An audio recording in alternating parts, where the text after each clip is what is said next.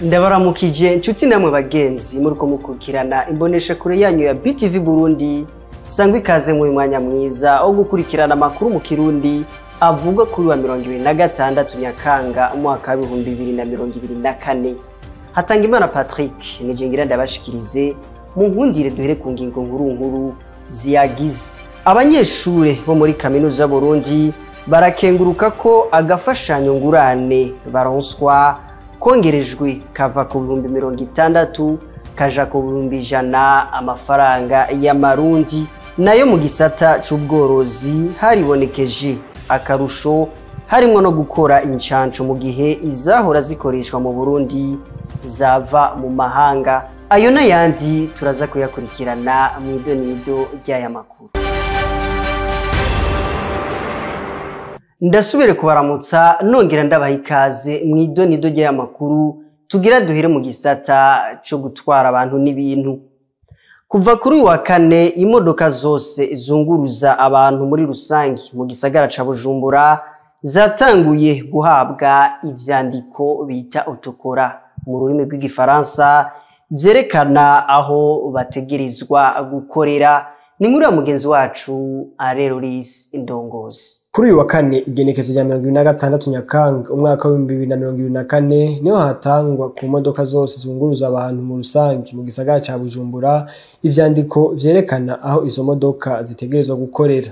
Charles Ntirampeba umunyamabanga mukuru wishira hamwe rihurikiyemwo abunguruza abantu arasigura impamvu iyo ngingo yafashwe. Ni muri yo ntumbero rero igisagara ca Bujumbura hamwe n'abandi ba partenaire basanzwe baraba ivy'amazutu mbere no gutwara abantu n'ibintu natwebwe nk'ishiramwe ya Trabo tuganiriye yuko vyoba vyiza ibisi yose igizaho ikorera. Muri ico gihe rero abaduha ibitoro duca dusubira tugakorana bakaraka kavuga ati uyu muntu akorera mu Maramvya kumbure yokora ituru 8 canke 10 canke 5 bivanye naho umwe wese akorera. Ukorera hafi bamuha ituru nyinshi.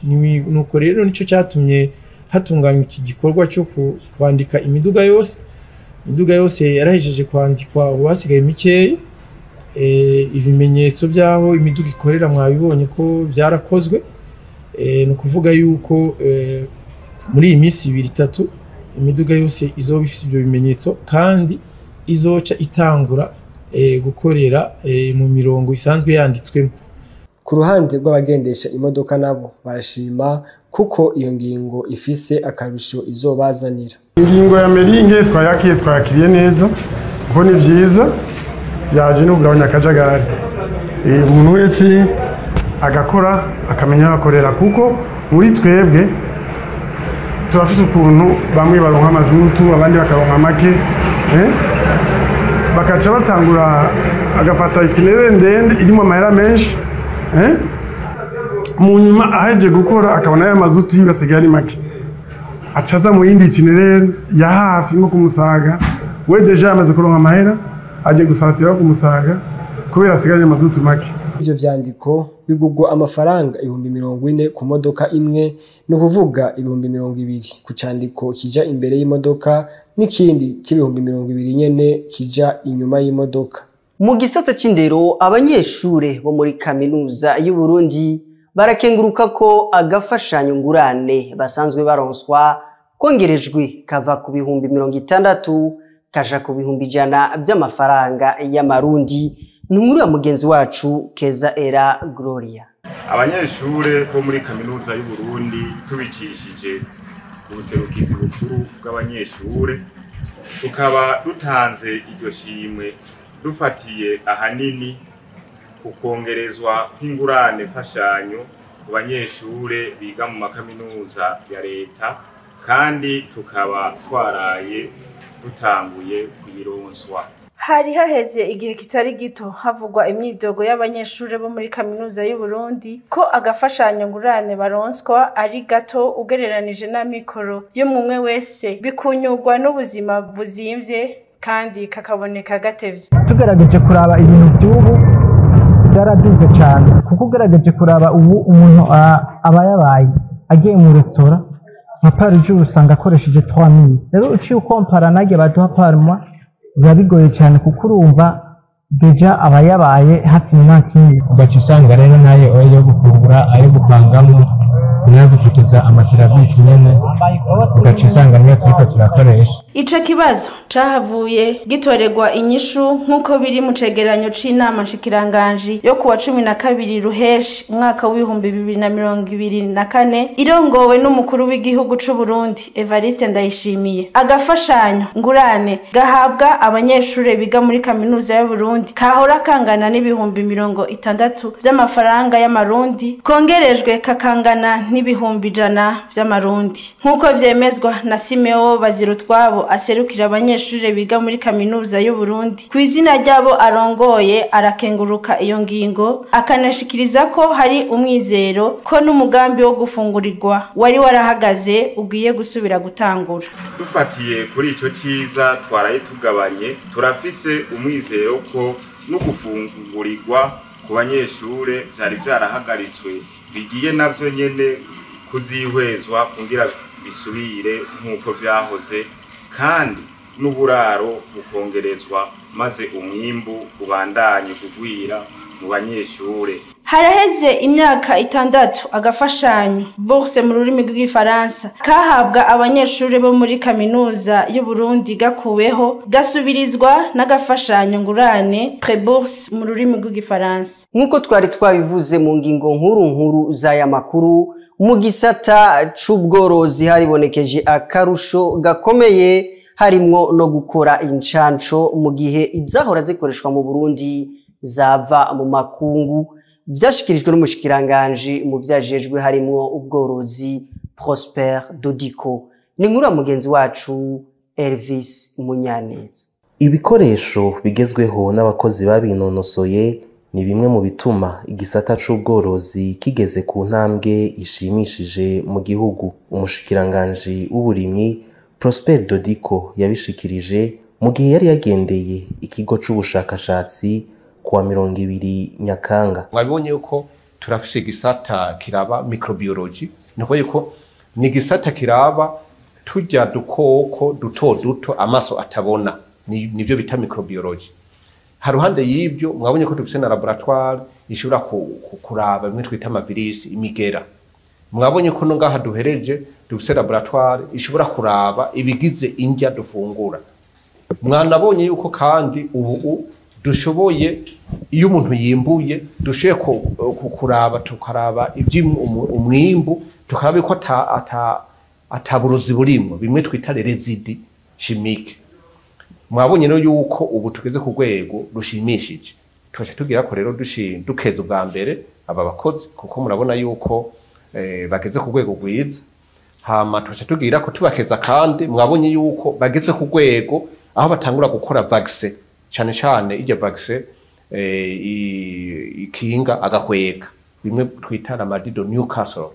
Umushikiranganje w'uburimyi abandanya amenyesha ko hagiye gukorwa incanco zitarinze kuva hanze y'igihugu mu ntumbero yo kuzironka vyoroshe. Incanco nkuko mubizi ntitwari bwatangure kuzikora. Incanco zose dukoresha ziva hanze kandi ziratwara n'amahera mvamakungu. Hariho izo dusanzwe dufise ngaha, nk'ubu turafise izo dushaka gukoresha ku bitungwa bimwe n'ubu murazi yuko mu minsi yahera twagize incanco. Mugabo rero ubu akabijya kiyongereye ko nuko dutanguye gukora natwe vaccine yiwacu. Muca mwumva rero yuko ico twokwizeza abarundi nuko ubu turafise stock y'ama vaccine itari nto ishobora gukinga ingwara zitari nke. Mwomenya ko hagiye gushigwaho urwego ruzoba rujejwe ibigo vy'ubushakashatsi vyose mu bijanye n'ubworozi. Nshuti namwe bagenzi muriko muradukurikirana, reka tubandanirize ano makuru twabateguriye mu gisata c'inkino, aho umugwi urunani waraye unaniwe no gutsinda umugwi wa Dinamo muri basketball, ivyari guca bibaha amahigwe yo gutahukana igikombe ni muri wa mugenzi wacu Jules Verne Nakimana. Mu gihe abakunzi b'umugwi w'urunani bariko basenga Imana basaba ko botsinda urukino rwabo rugira kane, byari guca bibaha amahirwe yo gutahukana igikombe ca Vitalo Basketball League cuno mwaka. Abakunzi b'umugwi wa Dinamo n'abakunzi ba basketball muri rusangi bo basaba ko umugwi wa Dinamo wotsinda kugira babandanye birabira ubuhinga n'uburyohe buranga inkino ziba zahuje iyo migwi uko ari ibiri. Ku rukino rwa mbere umugwi w'urunani wari watsinze umugwi wa Dinamo BBC amanota 68 kuri 58 bayifashijwemo n'umukinyi wabo Jean-Jacques Boissy ariko yerekana ubuhinga budasanzwe mu higanwa rya VBL. Ku rukino rugira kabiri Dinamo nawo wagarutse wazikenyeye baca baronka intsinzi yabo ya mbere bayifashijwemo na Israel Otobo bafise amanota 76 kuri 65 y'urunani. Ku rukino rugira gatatu urunani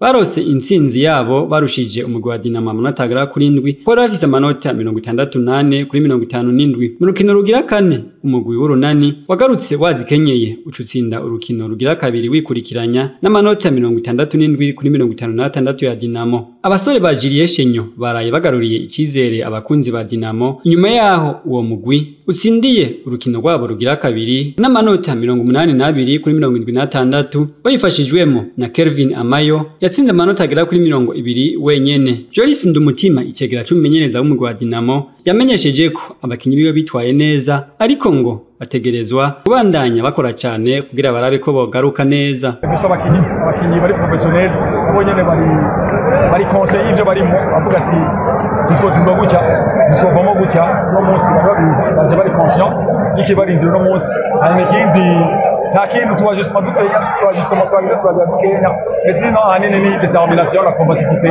yaranze itsinzi no munsi kuko nabibemereye match yeruka ndabeko tuzoza kwita ko dushoboye n'ubundi n'indi match kuko ko nabibabwiye ni do or die cyane muri zone rouge bibaza yuko na match kuko nayo tuzoshobora kwitanga. Nayo kubwa Elvis Hakizimana amenyereza umugwi w'urunani yamenyesheje ko bagiye gukosora udukosa twabaye kugira bazotsinde urukino rwo kuri uwa gatanu. Bidoze equipe imwe yaronse gutwara igikombe n'indi yari kukanyuma. Donc urumva yuko wari kukanyuma tegezo kubana kugira ngo ntapfe. Urumva bakinyi byo bategerezwa bashize mu ngufu zabo barasinda match. None twabandira tsuba tumeze bya. Mu gihe umugwi wa Dinamo wokongera gutsinda urukino rwabo rugira gatatu kuri uyu wa gatanu hazocakinwa urukino rwa nyuma kuri uyu w'Imana. Nayo mu gihe urunani botsinda urukino kuri uyu wa gatanu bakaba baca batahukana igikombe cy'uno mwaka ciganwa rya Vitalo Basketball League. Nshuti namwe bagenzi muri ko muradukurikirana imbere ko turangiza ano makuru twabateguriye mudukundire tubanze turebe amakuru avugwa hirya no hino kw'isi. Dutandukira amakuru yacu mu gihugu ca Liban. Indege y'igihugu ca Turukiya yuzuye amatoni 30 y'imfashanyo y'ubuvuzi yarashitse ku kibuga c'indege ca Beirut ku munsi wa gatatu. Aho ni nyuma yaho Israel yateye ibisasu mu turere twinshi two muri Libani kuwa mbere no kuwa kabiri. Yica abantu 560, abantu ibihumbi n'ibihumbi barahunga bava mu bumanuko bwa Libani. Amashirahamwe menshi ategamiye kuri leta yaramaze gutangura kwegeranya intererano kugira ngo bashobore kuronka amazi yo kunywa, ibikoresho byo kwisukura hamwe naho baba mu gihe gito. Nino ngaha tugarukirije ano makuru twari twabateguriye avuga kuri wa 2026 Nyakanga umwaka wa 2024. Reka tubashimire mwebwe mwese mwashoboye kuyakurikirana gushika Hatangimana Patrick ni jene ariko ndabashikiriza nimugiraho muba mubahwe na Gahwana.